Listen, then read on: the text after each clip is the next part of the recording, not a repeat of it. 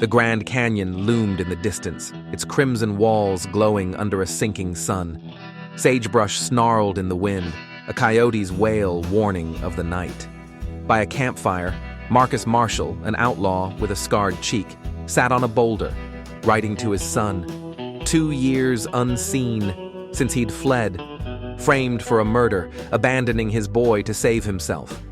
His boots shifted, the Colt at his hip, a reminder of the bounty hunter on his trail. Around the fire, the gang rested.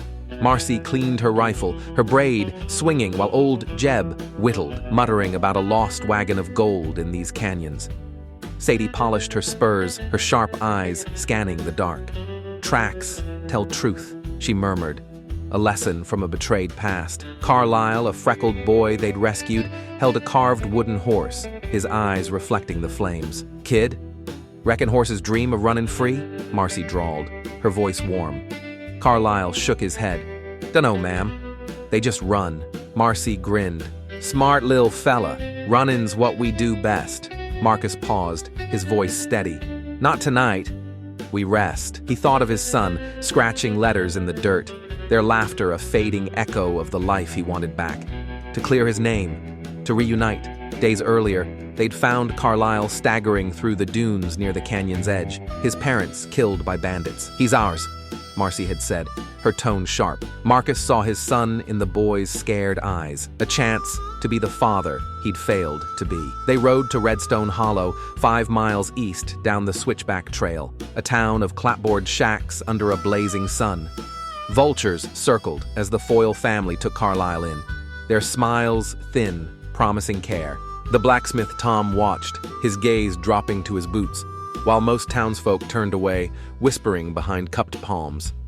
That night, Marcus overheard the Foyles' plan in the saloon's back room, to sell Carlisle east, back to slavery's chains. Bastards, he growled, doubt flickering. Had he brought more danger to Carlisle, just like his son? Marcy looked up. We hittin' them at dawn, ain't we? Marcus nodded, his voice tight. No kid's losing his freedom, Sadie smirked. Town's rotten. Foyles lead, others follow, Jeb spat. They'll call us devils, mark me. At dawn, the gang stood on the ridge overlooking Redstone Hollow, the town's shacks glinting like broken teeth in the rising sun. Marcus tightened his grip on the reins, the weight of his choice heavier than the Colt at his hip. At dawn, the gang struck. Hooves thundered into Redstone Hollow. Chickens squawked as Marcy's rifle cracked. Move, you rats! She pinned Foyle's men behind a trough. Jeb tossed dynamite. A wagon shattered, splinters catching the sun like a broken whiskey bottle, prisming light across the dust. Silence draped over the canyon, until a distant horse whinnied. Marcus kicked in the saloon doors, finding Carlisle behind a barrel, a burlap sack over his head. Foyle stepped from the shadows, his greased mustache quivering, a sneer on his lips. You ran once, Marshall. Left your boy to save your hide. Why don't you just leave again? The words cut deep, the taste of dust bitter on Marcus's tongue as guilt surged. A horse waited outside, a clear path to escape this fight, this shame. But Carlisle's muffled sob broke through. Marcus tore the sack off, his voice steady. Truth rides longer than any lie, son. Carlisle clung to him, whispering, How come folks believe the bad stuff about you, mister? Marcus's jaw tightened, the boy's question echoing the fight ahead. A gunman lunged, but Marcus's shot dropped him. Marcy's lasso snared Foyle. Stay put, snake! The townsfolk watched, their whispers twisting the truth. They rode out under a bruised sky, the Grand Canyon swallowing their tracks. Days later, a newspaper claimed, Outlaw gang kidnaps orphan boy. But the gang knew. Carlisle was family. A better home than Redstone offered. Around the campfire, Carlisle laughed as Marcus handed him the wooden horse.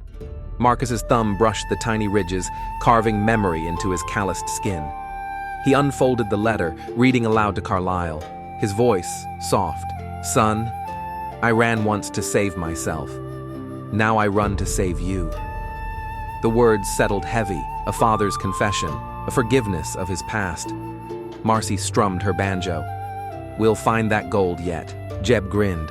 Aye, but that hunter's closing. Gold and gunsmoke always meet. Sadie nodded.